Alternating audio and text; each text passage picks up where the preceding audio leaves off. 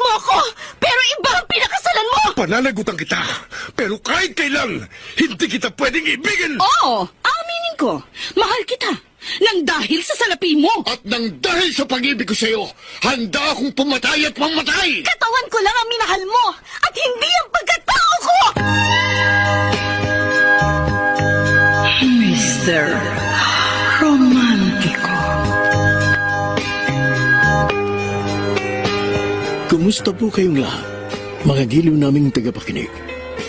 Inaanyayahan ko po kayong pakinggan ang pagsasadula ng mga liham kasaysayan ng pag-ibig na padala ng ating mga taga-subaybay at bibigyang buhay ng inyong mga paboritong bituin sa radyo.